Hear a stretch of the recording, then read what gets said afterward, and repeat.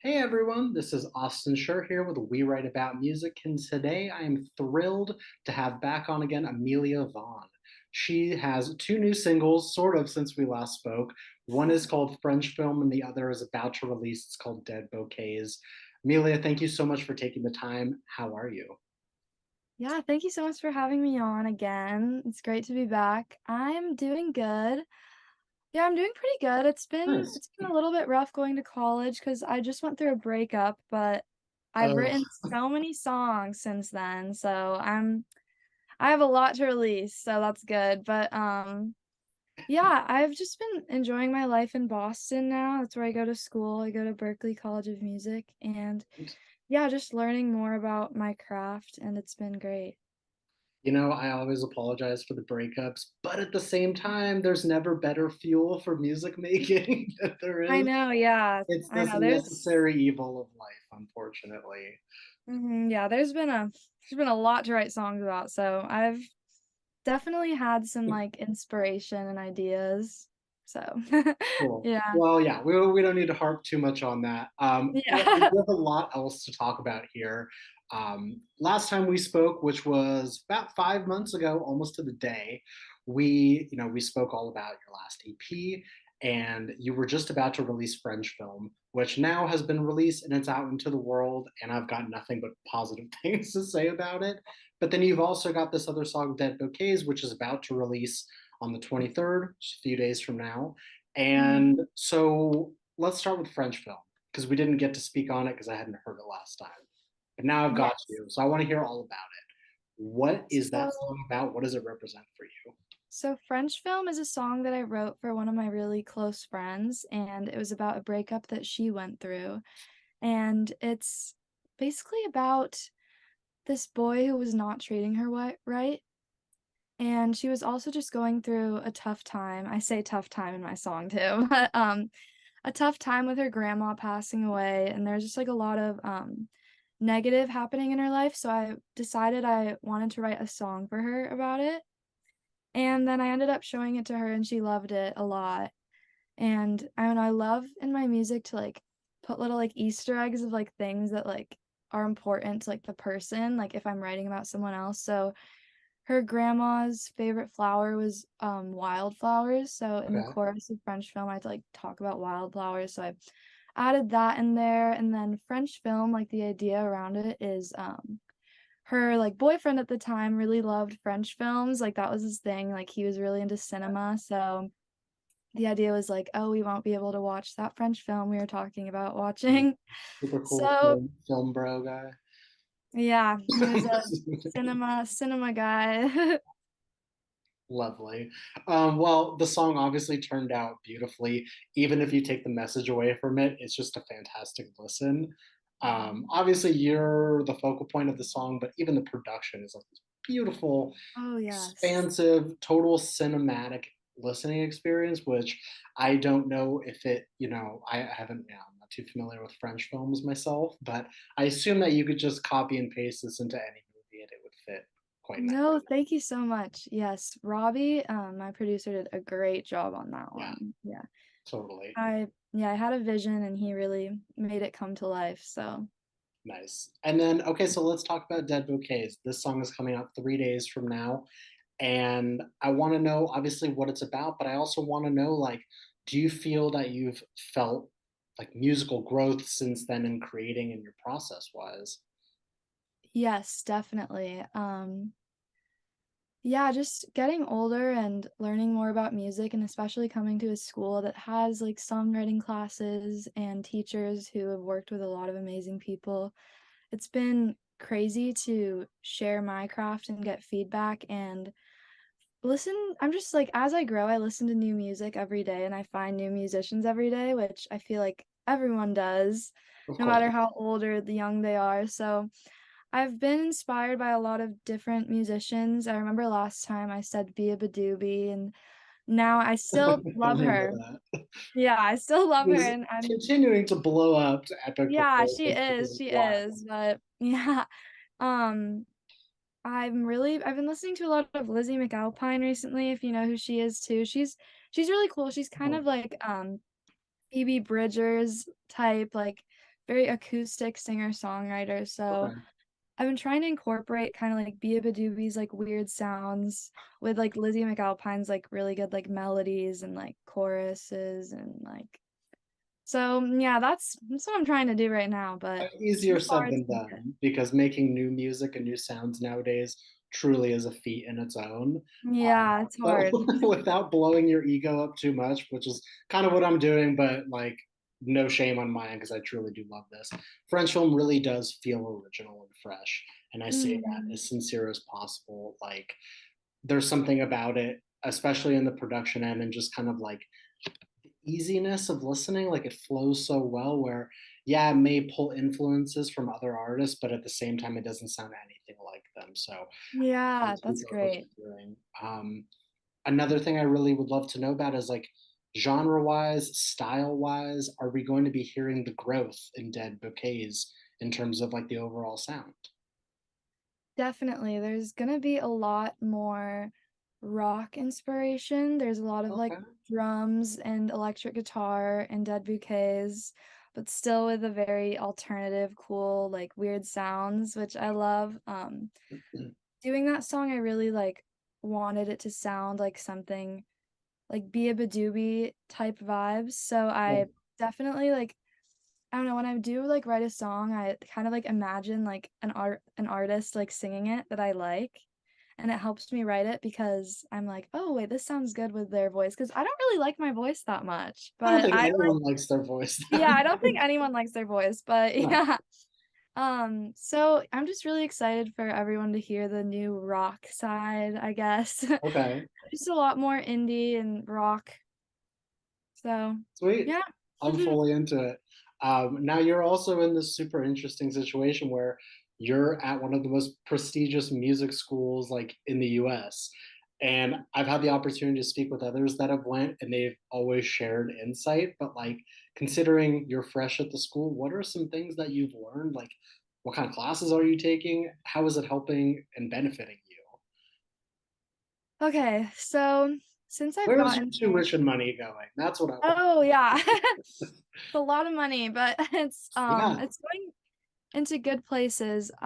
Berkeley, I think people go here, like, 1, for learning about, like, their craft and getting better at what they do, but I think the second thing is all the connections that are here and all, like, the crazy people that teach here and go here and know, like, so many people and, like, have all of my teachers, like, have won Grammys, and it's, like, so weird, and so it's just crazy to be in this environment where everyone, like, wants to do what you do and everyone has the same, like, goals and ambitions as you, and sometimes that can get a little bit competitive with some people, but totally.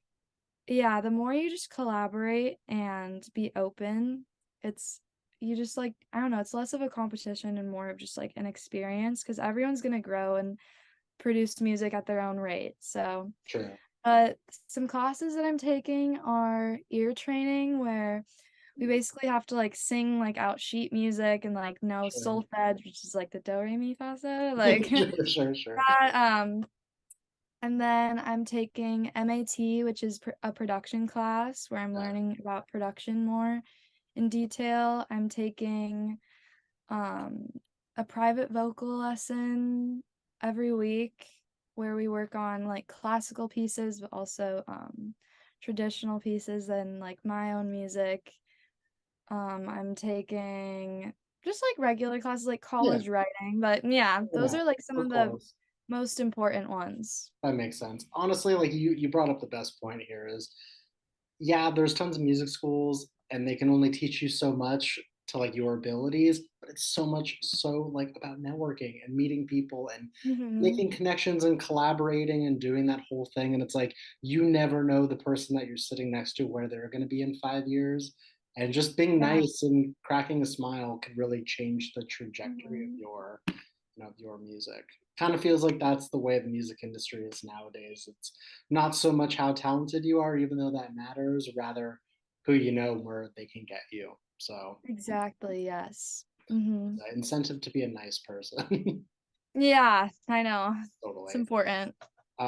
Well, without taking too much, attention away from these two songs, it sounds like you're kind of the artist that is always working towards the next thing, putting things together, demos. Do you have plans for next release? Next release. So I actually put together kind of like an EP, but since Oh, I'm in college, we're gonna release them as singles, makes just like one sense. after another. So it's more so we just have content, to keep. Yeah. But I'm going back for spring break pretty soon, so I'm gonna keep making stuff. But a lot of the content that I had recorded previously and like I'm now releasing is definitely very, like, oh, like, romantic I love you vibes. Cause like, I had a boyfriend at the time, but now the stuff I'm writing now is very, like not, like, angry, but Sure. very emotional, and I feel like people will be able to relate to it a lot. So Okay. I'm yeah, I'm excited for that, and so I'm gonna produce all of that with Robbie, hopefully, when I'm back, and we're just gonna, like, go into it, like, full days at the studio, just smashing them out. Well, that actually kind of brings up an interesting point, especially when you're making music that not only kind of transcends genres from nice and romantic to more, I'm not going to say grungy, but like more on the edgy end, maybe. Mhm. Does your process change? Does it always start with songwriting or does it just start wherever it starts? Honestly, um, that's a good question.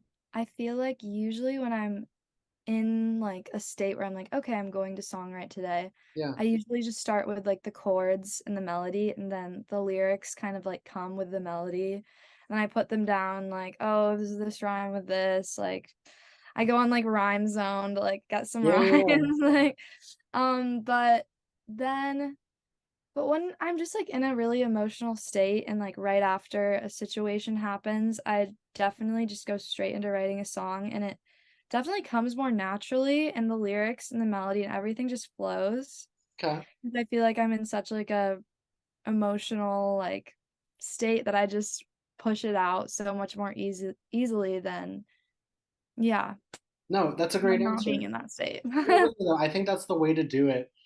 Everyone that I talk to is like, and it kind of just makes sense in general. When you're trying to make music, the music isn't just going to come naturally. You have to live your life and feel things and experience things, and then it just kind of flows out however it does. Mhm. And it makes for more non-manufactured music, which is obviously a problem in the music industry Yes. nowadays. Is like, let me take whatever current event or topic of the week is popular and craft something around it. Mhm. But there's just so much more emotion in something like, again, breakups suck. We've all been there in some Yes. way, but like it makes for the best music and the music that just you're making music for other people to rely on and like Mhm. relate to, Definitely. which is yeah. So that's something. Now I know that you're at school and you don't live in Boston, but like, are you playing shows? Is that something that you are doing or would like to do? It is definitely something I'd like to do, Okay. even just accompanying for singers at my Oh yeah, school, because I also play, piano and guitar would be nice. it's just, like, a great way to make money here, but, I haven't started yet just because my classes have been so crazy, and I've just been getting used to just living here and meeting new people, but definitely, I really wanna get into the gig scene because I think it'll help me make money, then I can afford an apartment and just supporting my music career even further. Totally. So yeah, I'm excited to get into that gig scene, so I'm excited. Totally. Well, then, hypothetically speaking, out of your catalog so far, what's the one song you think is the song to bring people in? The song that's going to get them off their phones to really pay attention to you? Oh my goodness, usually in, like, my past when I've performed live, it's been this song that I wrote called "Missed My Flight." Okay. That one's a really fun one because it's on piano, it's very, like, upbeat and, like, jazzy, so I really love leading in with that one because it keeps people focused and, on me, or not on me, but, like, less on their phones and their music or on Totally. they're, like, talking and Anything. conversation and food because I usually just play in, like, the background while people eat, but, Yeah. people have seemed to really love, "Miss My Flight," and definitely coming up Dead Bouquets is gonna be a really fun one to play live Okay. because I don't know, I've played it live before, and the feedback I've gotten on it was really good. Just the people loved, like, the melodies and, like, the kinda, like, weird, cool chords that I came up with, so, yeah, definitely Dead Bouquets. Well, I think that's the ultimate test is like if someone is enjoying their food and you can distract them from their amazing food, clearly you're doing something right. And I that's, know, you know what I yes. mean? Yes, Yeah. hopefully. I know, for real. Well, last time we spoke was sort of towards the end of the year in September. Now I consider us still be very much at the top of the year. New year, new hopes, new goals. What are some things that you would like to see happen by the end of this year? Whether it be things that are currently in the works or things that you would just love to see. That's a hard one. I definitely have a lot of goals and things that I would love to see, but the top are probably having one of my songs played on the radio at some point, and we're working on that right now, but that would be just, like, an awesome accomplishment to have and, like, a memorable one. Not even just for the year, but, like, in my life. Um, Second goal, I have, like, a lot of personal goals, just being more Yeah, confident and secure with, like, my writing and because there's a lot of good people that go to Berkeley and, like, there's a lot of competition, but just focusing and staying in your lane and knowing that, like, you're on your own journey. And then the third one is just writing songs every day and making sure that with all my homework, I do have a lot of, like, music homework and right. writing, but just to make sure I'm always writing and coming down to these little practice rooms every day and just, like, spending at least, like, an hour a day writing some songs, like, whether they're great or horrible. That's the thing is, you know what? You have all this time. You're obviously surrounding yourself with music. But, like, you also need to make time for yourself, and again, it goes down to those experiences and living your life and not fully enthralling yourself into it too much to where, like, you're out of the equation, if that sort of makes Mhm. sense. But also enjoying it because so much of the amazingness of making music is it not feeling like a job and it just come naturally. So, Yes, I don't know. exactly. Listen, a year is a long time, whether it zooms by or not. I Yeah. confidently feel you write 2 or 3 songs a day or whatever you're doing, you're gonna have a hit on your hands. Um, Mhm. I also think your music just in general is like it doesn't, and I say this in the best way possible, it does not have that mainstream appeal to it. Although I do think, like, yeah, some of these songs are radio ready. For example, French Film feels like this really like dark alternative, but the type of person that enjoys it is going to love it and project it more than others. Yeah. We're So, really trying to push French film for radio, as you should. so yeah, I'm Love that. excited. I have a couple more questions for you. We spoke a little bit on this last time, and it's a little bit, about like your preferences of music, but there's always new things coming out. So, what have you been listening to? What have you been enjoying? And what can you recommend? Oh my goodness, that's so hard. Well, like I said, I've been listening to a lot of Lizzie McAlpine and Right? John Mayer, and I think I've been listening to them because they're actually graduates of my school. Get So, out. I didn't know that. yeah, I know they both went to Berkeley. So, Wow. I know I've just been listening to their stuff and really like taking that in because it's cool to like see like, oh, they've been in the rooms and like Yeah, the that's scenes that I've so been in. inspiring. Yeah, it's so inspiring. So I've been listening to a lot of them and just getting to know their style and their craft, which is really cool. And I don't know, I'm really appreciating more like singer-songwriter stuff. Yeah. I remember we talked about Jack Antonoff last time, and I actually checked out Steel Train, and there's a song that I like really like. Awesome. Yeah, Awesome.